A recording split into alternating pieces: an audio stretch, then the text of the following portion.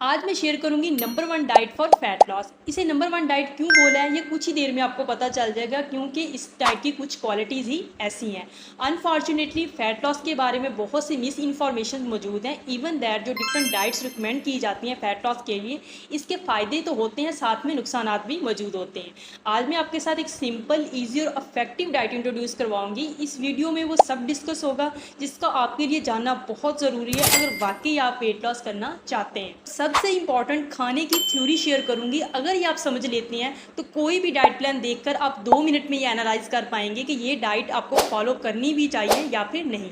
सबसे पहले तो ये समझ लें कि सारी फैट लॉस वाली जो डाइट्स होती हैं, चाहे वो कोई भी हो, एक ही मेन पॉइंट सब में होता है, वो ये कि सब आपकी कैलोरीज का इंटेक को कम करवाती हैं। बट जो मैं आज शेयर करने वाली हूँ, इसमें फर्स्ट स्टेप में आपने ज़्यादा खाना होगा, सब कुछ नहीं, जस्ट प्रोटीन को।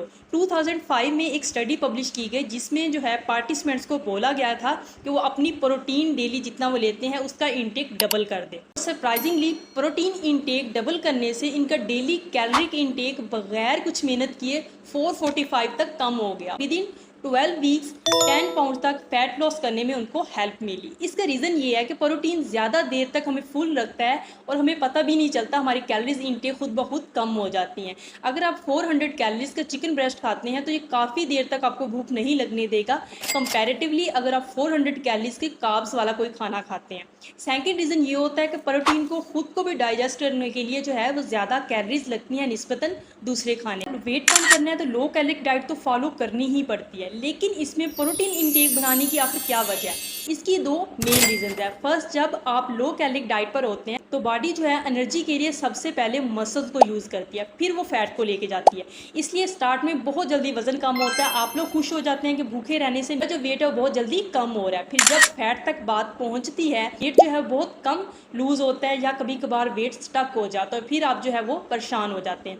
इस प्रॉब्लम से बचने के लिए डेली जो प्रोटीन इंटेक है, जितनी आपकी बॉडी की ज़रूरत है उतना आपको हर हाल में खाना होगा। इससे मसल जो है हमारे सेव रहेंगे और बॉडी जो है वो फिर फैट को यूटिलाइज करने लगेगी। सेकेंड रीज़न जो है लो कैलोरिक डाइट में प्रोटीन बढ़ाने की, वो ये है कि जैसे हम डाइट छोड़ते हैं फ़ौरन से जो है वो वेट गेन होना शुरू हो जाता है। बहुत सारे लोगों के साथ होता है जो सिर्फ लो कैलोरिक डाइट को फॉलो करते हैं। अगर आप प्रोटीन का इंटेक ज़्यादा रखते हैं, उसका फ़ायदा क्या होगा कि 2020 में स्टडी पब्लिश की गई थी जिसके रिजल्ट्स ये थे कि अगर हाई प्रोटीन से वेट आप लूज़ करते हैं तो वो दोबारा जल्दी गेन नहीं होगा। अब हर किसी की प्रोटीन इंटेक इसके बॉडी वेट के अकॉर्डिंग होती है। इसको आप कैलकुलेट कैसे कर सकते हैं? ये बहुत सिंपल है। बॉडी वेट को आपने सिंपली जो है मल्टीप्लाई करवा देना है 0.8 फैक्टर के साथ, और जो रिजल्ट आएगा वो आपकी बॉडी का प्रोटीन इंटेक होगा। फॉर एग्जांपल मेरा वेट जो है 52 है, मैं इसे मल्टीप्लाई करती हूँ 0.8 के साथ तो इसका आंसर आता है 41.6 ग्राम। बॉडी वेट के अकॉर्डिंग मुझे डेली जो है around about 42 gram protein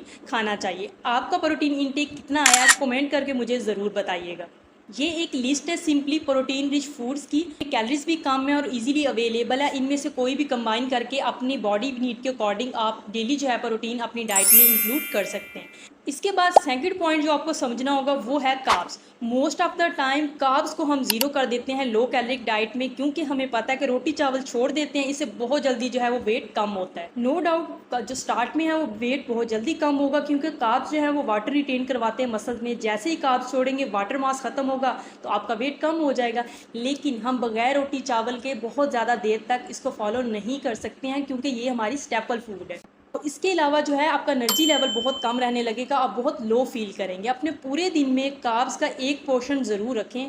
best है कि जब एक्सरसाइज करते हैं आप, उससे पहले जो स्नैक लेते हैं उसमें कार्ब्स को इंक्लूड कर लें, क्योंकि फिर वो क्विक सोर्स ऑफ एनर्जी जो है वो यूटिलाइज हो जाएगा और आपका एनर्जी लेवल भी बेहतर रहेगा। जो है कार्ब्स और प्रोटीन के बाद बारी आ जाती है फैट की। फैट में कैलोरीज कार्ब्स और प्रोटीन से ज़्यादा होती हैं, सो इसकी थोड़ी सी मिकदार या फिर हिडन फैट की फॉर्म में ये हमें फील भी नहीं होने देगा और हमारी कैलोरीज को बहुत ज़्यादा बढ़ा देता है। सो आप किसी भी किस्म की सलाद की ड्रेसिंग का इस्तेमाल ना करें। सलाद को जितना हो सकता है उसको सिंपल रखें। पीनट बटर हो गया या बाज़ार के बने हुए सीरियल्स हो गए, उनको बनाने में जो है फ़ैट का इस्तेमाल किया जाता है। इवन दैट जो ब्रेड होती है, ब्रेड को बनाने के लिए भी फ़ैट का इस्तेमाल किया जाता है, वो भी पाम ऑयल का।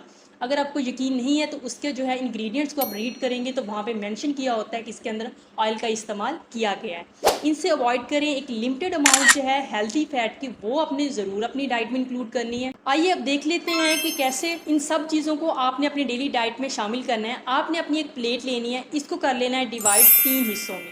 इसका जो ज़्यादा हिस्सा है इसको फिल कर लेना है सलाद से या सब्जियों से फिल करना है। एक हिस्सा जो है बाकी बच गया उसको प्रोटीन से, और लास्ट वाला जो हिस्सा है इसको कार्ब्स के साथ फिल कर लेना है।